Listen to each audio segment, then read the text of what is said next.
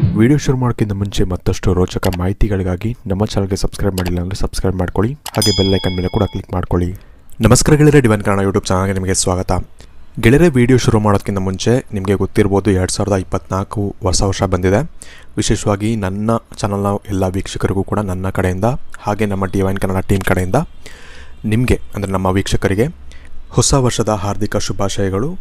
ಇನ್ನು ಈ ಒಂದು ಹೊಸ ವರ್ಷದೊಂದು ಪ್ರಯುಕ್ತ ನಿಮಗೆ ವಿಶೇಷವಾಗಿ ನಿಮಗೆ ಬರುವಂಥ ದಿನಗಳಲ್ಲಿ ನಿಮಗೆ ಯಾವ ಒಂದು ಒಳ್ಳೆ ಸುದ್ದಿ ಸಿಗುತ್ತೆ ಅಂದರೆ ಹೊಸ ವರ್ಷ ಬಂದಿರೋದ್ರಿಂದ ನಿಮ್ಮ ಜೀವನದಲ್ಲಿ ಯಾವ ಒಂದು ಒಳ್ಳೆ ಸುದ್ದಿ ನಿಮಗೆ ಹತ್ತಿರ ಸಿಗುತ್ತೆ, ಹಾಗೆ ಸಾಕಷ್ಟು ವಿಚಾರದ ಬಗ್ಗೆ ನಿಮಗೆ ಇವತ್ತಿನ ಈ ಒಂದು ವಿಡಿಯೋದಲ್ಲಿ ನಾನು ನಿಮಗೆ ತಿಳಿಸ್ಕೊಡ್ತಾ ಇದ್ದೀನಿ.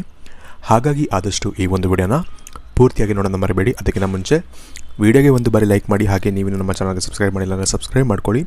ಹಾಗೆ ನಿಮ್ಮ ಇಷ್ಟ ದೇವರ ಒಂದು ಇಷ್ಟವಾದಂತಹ ಮಂತ್ರವನ್ನು ನಮಗೆ ಕಮೆಂಟ್ ಮಾಡಿ ತಿಳಿಸಿ.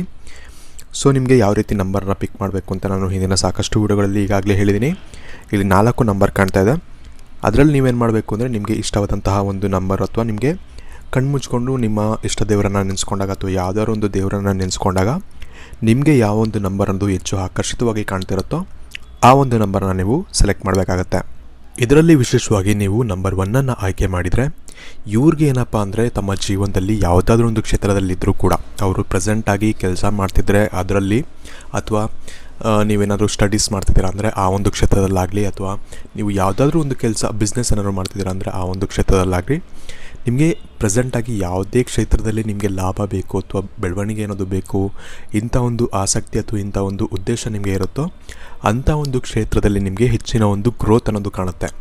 ಅದು ಕೆಲಸದ ವಿಷಯದಲ್ಲಾದರೆ ನಿಮಗೆ ಪ್ರಮೋಷನ್ ಸಿಗೋದಾಗಲಿ ಅಥವಾ ನಿಮ್ಮ ಸ್ಯಾಲ್ರಿಯಲ್ಲಿ ಸ್ವಲ್ಪ ಹೈಕ್ ಸಿಗೋದಾಗಲಿ ಅಥವಾ ಓದಿನ ವಿಷಯ ಅಂತ ಬಂದಾಗ ನಿಮ್ಮ ಎಕ್ಸಾಮ್ನಲ್ಲಿ ಒಳ್ಳೆಯ ಒಂದು ಉನ್ನತವಾದಂಥ ಒಂದು ಬೆಳವಣಿಗೆ ಅಥವಾ ರಿಸಲ್ಟ್ ಏನಾದರೂ ಬಂದರೆ ನೀವು ಅಂದ್ಕೊಂಡಿದ್ದಕ್ಕಿಂತ ಹೆಚ್ಚಿನ ಒಂದು ಒಳ್ಳೆಯ ರಿಸಲ್ಟ್ ಬರೋದಾಗಲಿ, ಇಂಥ ಸಾಕಷ್ಟು ವಿಷಯಗಳು ನಿಮಗೆ ಬರುವಂಥ ದಿನಗಳಲ್ಲಿ ನಿಮಗೆ ನಡೆಯುತ್ತೆ ಅಂತ ಹೇಳ್ಬೋದು. ಇನ್ನು ವಿಶೇಷವಾಗಿ ನೀವು ಒಂದು ಏನು ನೆನ್ಪಿಟ್ಕೊಬೇಕು ಅಂದರೆ ನೀವು ಇಲ್ಲಿ ನಿಮಗೆ ಲಾಭ ಸಿಗಬೇಕು ಅಂದರೂ ಕೂಡ ನಿಮ್ಮ ಕರ್ಮಗಳ ಮೇಲೆ ಸಿಗುತ್ತೆ. ಅಂದರೆ ನೀವೇನು ಒಳ್ಳೇದು ಮಾಡ್ತೀರಾ ಅದ್ರ ಮೇಲೆ ನಿಮಗೆ ಲಾಭಗಳು ಸಿಗುತ್ತೆ. ನಿಮಗೆ ಕೆಲಸದಲ್ಲಿ ನಿಮಗೆ ಒಳ್ಳೆಯ ಒಂದು ಫಲ ಸಿಗುತ್ತೆ ಅನ್ನೋ ಹಾಗಿದ್ರೆ ನೀವು ಕೆಲಸದಲ್ಲೂ ಕೂಡ ನೀವು ಅಷ್ಟೇ ಒಂದು ಶ್ರದ್ಧೆ ಹಾಗೆ ಒಂದು ಹಾರ್ಡ್ ವರ್ಕ್ ಶ್ರಮದಿಂದ ನೀವು ಕೆಲಸವನ್ನು ಮಾಡಿರ್ತೀರ, ಅದರ ಒಂದು ಪ್ರತಿಫಲ ನಿಮಗೆ ಇಲ್ಲಿ ಸಿಗ್ತಾ ಇರುತ್ತೆ. ಈ ಒಂದು ಕಾರಣದಿಂದಾಗಿ ನೀವು ಕೆಟ್ಟ ಕೆಲಸಗಳನ್ನ ಮಾಡೋಕ್ಕೆ ಹೋಗಬೇಡಿ. ಆದಷ್ಟು ನೀವೇನು ಕೆಲಸ ಮಾಡ್ತಿದ್ದೀರಾ ಅಥವಾ ಏನು ಯಾವ ಕ್ಷೇತ್ರದಲ್ಲಿದ್ದೀರಾ ಆ ಒಂದು ಕ್ಷೇತ್ರದಲ್ಲಿ ಆದಷ್ಟು ನೀವು ಒಳ್ಳೆ ಕೆಲಸಗಳನ್ನ ಮಾಡ್ತಾ ಹೋಗಿ, ಅದರಿಂದ ನಿಮಗೆ ಮಾತ್ರ ಹೆಚ್ಚಿನ ಒಂದು ಲಾಭ ನಿಮಗೆ ಸಿಗುತ್ತೆ ಅಂತ ಹೇಳ್ಬೋದು. ಅದೇ ನೀವೇನಾದ್ರು ಒಂದು ಕೆಟ್ಟ ಕರ್ಮಗಳನ್ನ ಮಾಡಿದ್ರಿ ಅಂದರೆ ನಿಮಗೆ ಒಳ್ಳೆಯದಾಗೋ ಬದಲು ನಿಮಗೆ ಅದಕ್ಕೆ ಒಂದು ಫಲ ಅನ್ನೋ ಒಂದು ರೀತಿಯಲ್ಲಿ ನಿಮಗೆ ಕೆಟ್ಟ ಒಂದು ಫಲವನ್ನು ನೀವು ಅನುಭವಿಸ್ಬೇಕಾಗತ್ತೆ ಅಂತ ಹೇಳ್ಬೋದು. ಈ ಒಂದು ಕಾರಣದಿಂದಾಗಿ ಆದಷ್ಟು ನೀವು ಒಳ್ಳೆ ಕರ್ಮಗಳನ್ನ ಮಾಡಿ ಇನ್ನೊಬ್ಬರಿಗೆ ಒಳ್ಳೆಯದನ್ನ ಬಯಸಿ, ಇದರಿಂದ ನಿಮಗೆ ಸಾಕಷ್ಟು ಒಳ್ಳೆಯದಾಗತ್ತೆ ಅಂತ ಹೇಳ್ಬೋದು. ಇನ್ನು ಮುಂದಿನದಾಗಿ ನೀವು ನಂಬರ್ 2 ಆಯ್ಕೆ ಮಾಡಿದರೆ ನಿಮಗೆ ಏನಪ್ಪ ಅಂದರೆ ವಿಶೇಷವಾಗಿ ಯಾವುದೋ ಒಂದು ವಸ್ತು ಅಥವಾ ಯಾವುದಾದ್ರೂ ಒಂದು ವಿಷಯವಾಗಲಿ ನಿಮಗೆ ಸಿಗಬೇಕು ಅನ್ನೋ ಒಂದು ಆಸೆ ಇರುತ್ತೆ. ನಿಮಗೆ ಇದು ನನಗೆ ಸಿಗಬೇಕು ಅಥವಾ ಇದು ನನ್ನ ಪಾಲು ಅನ್ನೋ ಒಂದು ಥಿಂಕಿಂಗ್ ನಿಮಗೆ ಇರುತ್ತೆ. ಬಟ್ ಅದು ನಿಮಗೆ ಸಿಗ್ತಾ ಇರೋದಿಲ್ಲ. ಹಾಗೆ ದೇವರು ನಂಗೆ ಮೋಸ ಮಾಡಿದ್ರು ಅಥವಾ ದೇವರು ನನಗೆ ಇದನ್ನು ಕೊಡಬೇಕಿತ್ತು, ನಾನು ಇದನ್ನು ಇಷ್ಟು ಕಷ್ಟಪಟ್ಟು ಪಡ್ಕೊಳ್ಳೋಕ್ಕೆ ಟ್ರೈ ಮಾಡ್ತಿದ್ದೀನಿ, ನನಗೆ ಇನ್ನೂ ಸಿಕ್ಕಿಲ್ಲ, ಇಂಥ ಸಾಕಷ್ಟು ಯೋಚನೆಗಳು ನಿಮ್ಮ ಮನಸ್ಸಲ್ಲಿ ಓಡಾಡ್ತಿರುತ್ತೆ. ಇದು ನಿಮಗೆ ಯಾವುದಾದ್ರೂ ಒಂದು ವಿಚಾರದಲ್ಲಾಗಲಿ, ಫಾರ್ ಎಕ್ಸಾಂಪಲ್ ನಿಮಗೆ ಜಾಬ್ ಬೇಕು ಅಂತ ಅಂದ್ಕೊಂಡಿರ್ತೀರ, ಅದು ನಿಮಗೆ ಸಿಗ್ತಾ ಇರೋದಿಲ್ಲ. ಅಥವಾ ನೀವು ಒಳ್ಳೆಯ ಒಂದು ರಿಸಲ್ಟ್ ಬೇಕು ಅಂತ ಅಂದ್ಕೊಂಡಿರ್ತೀರ ನೀವು ಬರೆಯುವಂಥ ಒಂದು ಎಕ್ಸಾಮ್ಗಳಲ್ಲಿ, ಅದು ನಿಮಗೆ ಸಿಗ್ತಾ ಇರೋದಿಲ್ಲ. ಅಂದರೆ ನೀವು ತುಂಬ ಕಷ್ಟಪಟ್ಟಿರ್ತೀರ, ಬಟ್ ಆದರೂ ಕೂಡ ಅದಕ್ಕೆ ನೀವು ಪಟ್ಟಂಥ ಒಂದು ಪರಿಶ್ರಮಕ್ಕೆ ತಕ್ಕಂತಹ ಒಂದು ರಿಸಲ್ಟ್ ನಿಮಗೆ ಸಿಕ್ಕಿರೋದಿಲ್ಲ. ಇಂತಹ ಒಂದು ವಿಷಯದಲ್ಲಿ ನೀವು ದೇವ್ರ ಮೇಲೆ ಸ್ವಲ್ಪ ಕೋಪ ಮಾಡ್ಕೊಂಡಿರ್ತೀರ ಅಥವಾ ದೇವರು ಯಾಕೆ ನನಗೆ ಇಷ್ಟೊಂದು ಕಷ್ಟ ಕೊಡ್ತಾನೆ ಅಂತೆಲ್ಲ ನೀವು ಅಂದ್ಕೊಳ್ತಿರ್ತೀರ. ವಿಶೇಷವಾಗಿ ಈ ಒಂದು ವಿಷಯದಲ್ಲಿ ನಿಮಗೆ ಯಾವ ಥರ ಫಲ ಇದೆ ಅಂದರೆ ಒಂದು ರಿಸಲ್ಟ್ ಅನ್ನೋದು ಬರುತ್ತೆ. ಅಂದರೆ ನಿಮಗೆ ಕೆಲಸದ ವಿಷಯದಲ್ಲಾದರೂ ಆಗಲಿ ಅಥವಾ ನಿಮ್ಮ ಒಂದು ಓದಿನ ವಿಷಯದಲ್ಲಾದರೂ ಆಗಲಿ ಅಥವಾ ಯಾವುದಾದ್ರೂ ಒಂದು ವಿಷಯದಲ್ಲಾಗಲಿ ರಿಸಲ್ಟ್ ಅನ್ನೋದು ಬರುತ್ತೆ. ಅಂದರೆ ಅದಕ್ಕೆ ನಿಮ್ಗೆ ಏನು ಫಲಿತಾಂಶ ನೀವು ಎಕ್ಸ್ಪೆಕ್ಟ್ ಮಾಡ್ತಿರ್ತೀರೋ ಅದೇ ಬರಬೇಕು ಅಂತಿರೋದಿಲ್ಲ. ಅಂದರೆ ಒಂದು ನೆಗೆಟಿವ್ ರಿಸಲ್ಟ್ ಆದರೂ ಬರ್ಬೋದು, ಒಂದು ಪಾಸಿಟಿವ್ ರಿಸಲ್ಟ್ ಆದರೂ ಬರ್ಬೋದು. ಆದರೆ ನೀವು ಕಾಯ್ತಾ ಇದ್ದಂಥ ಒಂದು ರಿಸಲ್ಟ್ ಏನಿದೆ ಅದಂತೂ ನಿಮಗೆ ಸಿಗುತ್ತೆ, ಅಂದರೆ ಕ್ಲಾರಿಟಿ ಸಿಗುತ್ತೆ ನಿಮಗೆ. ಅದರಲ್ಲಿ ವಿಶೇಷವಾಗಿ ಇನ್ನೊಂದು ವಿಷಯ ನೀವೇನು ನೆನ್ಪಿಟ್ಕೊಬೇಕು ಅಂದರೆ ನಿಮಗೆ ಇದರಿಂದ ಕೆಟ್ಟದ್ದು ಬರ್ಬೋದು ಅಥವಾ ಒಳ್ಳೆಯದು ಬರ್ಬೋದು. ನೀವು ತುಂಬ ಕೆಲಸ ಹುಡುಕ್ತಾ ಇದರಿಂದ ಆ ಕೆಲಸ ಸಿಗದೇ ಇರ್ಬೋದು ನಿಮಗೆ, ಆದರೆ ಇದರಿಂದ ನಿಮಗೆ ಒಳ್ಳೆಯದೇ ಆಗುತ್ತೆ.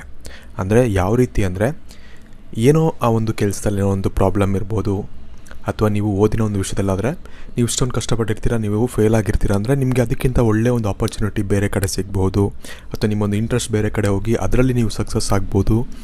ಇಂತಹ ಸಾಕಷ್ಟು ವಿಷಯಗಳು ನಿಮ್ಮ ಜೀವನದಲ್ಲಿ ನಡೆಯುವಂತಹ ಸಾಧ್ಯತೆಗಳಿರುತ್ತೆ. ಹಾಗಾಗಿ ಅದು ತಪ್ಪಿಸ್ತಾ ಇದೆ ಅಂದರೆ ನಿಮಗೆ ಒಳ್ಳೆಯದಕ್ಕೆ ಆಗ್ತಿದೆ ಅಂತಲೇ ನೀವು ಅಂದ್ಕೊಬೇಕು. ನಿಮಗೆ ಇಷ್ಟು ಕಷ್ಟಪಟ್ಟು ನಮಗೆ ಸಿಗ್ತಿಲ್ಲ ಅಂದರೆ ಅದರಿಂದ ಏನಾದರೂ ಒಂದು ಪ್ರಾಬ್ಲಮ್ ಇದೆ, ಅಥವಾ ಅದರಿಂದ ನನಗೆ ಸಿಗಬೇಕಾದಂಥ ಒಂದು ಗೆಲುವು ಅಥವಾ ಸಿಗಬೇಕಾದಂಥ ಒಂದು ಸಕ್ಸಸ್ ನನಗೆ ಸಿಗಲ್ಲ ಅಂತ ನಿಮಗೆ ದೇವರೊಂದು ಏನಂತಾರೆ, ನಿಮಗೆ ಒಂದು ಸಿಗ್ನಲ್ ನಿಮಗೆ ಕೊಡ್ತಿರ್ಬೋದು ಅಂತ ಕೂಡ ನೀವು ಅಂದ್ಕೊಬೋದು. ಈ ಒಂದು ಕಾರಣದಿಂದಾಗಿ ನಿಮಗೆ ಏನಾದರೂ ಒಂದು ಕೆಟ್ಟ ರಿಸಲ್ಟ್ ಬಂದರೂ ಕೂಡ ಅದರಿಂದ ನೀವು ಬೇಜಾರು ಮಾಡ್ಕೊಬೇಡಿ, ಇದರಿಂದ ನಿಮಗೆ ಒಳ್ಳೆಯದೇ ಆಗುತ್ತೆ ಮುಂದೆ ಅಂತಲೇ ಹೇಳ್ಬೋದು. ಆದರೆ ಒಂದು ವಿಷಯ ನೆನ್ಪಿಡ್ಕೊಬೇಕು ಅಂದರೆ ನಾನಿಲ್ಲಿ 100% ನಿಮಗೆ ಕೆಟ್ಟದಾಗುತ್ತೆ ಅಂತ ಹೇಳ್ತಿಲ್ಲ. ಅಂದರೆ ನಿಮಗೆ ರಿವರ್ಸ್ ಆಗುತ್ತೆ ರಿಸಲ್ಟ್ ಅಂತ ಹೇಳ್ತಿಲ್ಲ, ಪಾಸಿಟಿವ್ ಕೂಡ ಆಗಿರ್ಬೋದು ಅಂತ ಹೇಳಿದ್ದೀನಿ. ಅಂದರೆ ನೀವು ಅಂದ್ಕೊಂಡಿದ್ದು ಆಗ್ಲೂಬೋದು.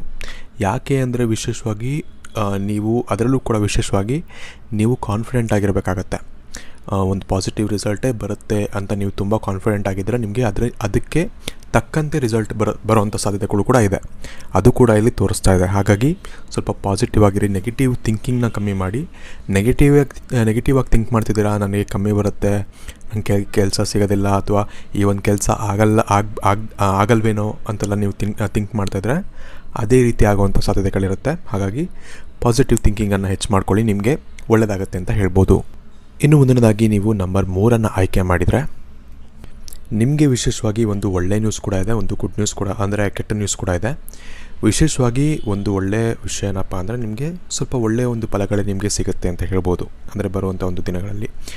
ಆದರೆ ನಿಮಗೆ ಒಂದು ಪ್ರಾಬ್ಲಮ್ ಏನಾಗುತ್ತೆ ಅಂದರೆ ನಿಮ್ಮ ಅಕ್ಕಪಕ್ಕನೇ ನಿಮಗೆ ಕೆಟ್ಟದನ್ನು ಬಯಸುವಂಥ ಒಂದು ಜನಗಳು ಇರ್ತಾರೆ.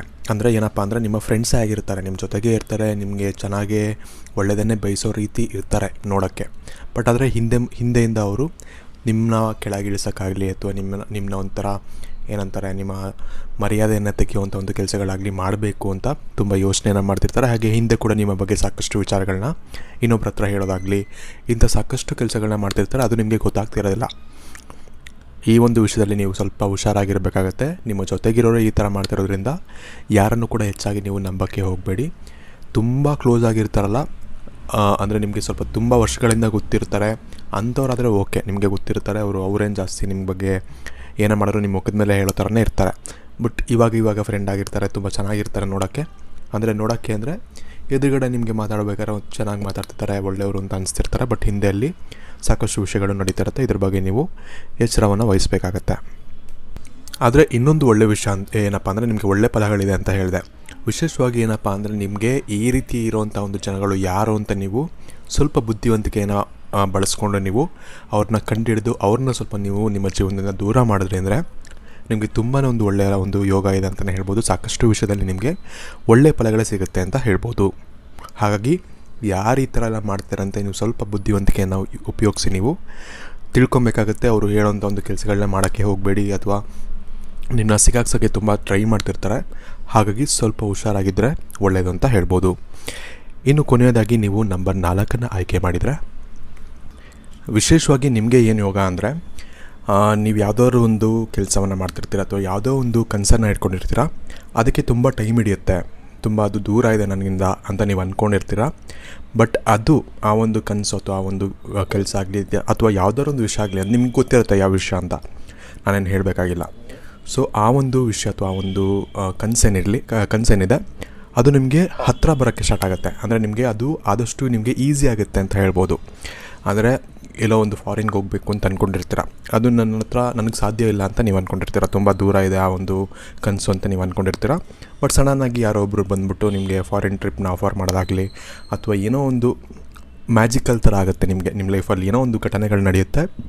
ಅದರಿಂದ ಏನಾಗುತ್ತೆ ಅಂದರೆ ಆ ಒಂದು ಕನಸು ನಿಮಗೆ ಹತ್ತಿರವಾಗುತ್ತೆ, ಅಥವಾ ಆ ಒಂದು ಟಾರ್ಗೆಟ್ ಅಥವಾ ಗೋಲ್ ಏನು ಇಟ್ಕೊಂಡಿರ್ತೀರ ಅದು ತುಂಬ ಹತ್ತಿರ ಆಗುತ್ತೆ, ತುಂಬ ಈಸಿ ಆಗಿಬಿಡುತ್ತೆ, ನಿಮಗೆ ತುಂಬ ಬೇಗ ಸಿಗುತ್ತೆ, ನೀವು ಅಂದ್ಕೊಂಡಿದ್ದಕ್ಕಿಂತ ಬೇಗ ಸಿಗುತ್ತೆ. ಇಂಥ ಒಂದು ಮಿರಾಕಲ್ ಅನ್ನೋದು ನಿಮ್ಮ ಜೀವನದಲ್ಲಿ ಸದ್ಯದಲ್ಲೇ ಆಗುತ್ತೆ ಅಂತ ಹೇಳ್ಬೋದು. ಇನ್ನು ವಿಡಿಯೋ ನಿಮಗೆ ಇಷ್ಟ ಆಗಿದ್ದೀನಿ ಅಂತ ಅಂದ್ಕೊಳ್ತೀನಿ. ಸೊ ವಿಡಿಯೋ ಇಷ್ಟ ಆಗಿರೋ ಲೈಕ್ ಮಾಡಿ, ಶೇರ್ ಮಾಡಿ, ಆದಷ್ಟು ನಿಮ್ಮ ಫ್ರೆಂಡ್ಸ್ ಹಾಗೂ ಫ್ಯಾಮಿಲಿ ಜೊತೆ ಶೇರ್ ಮಾಡ್ಕೊಳ್ಳಿ.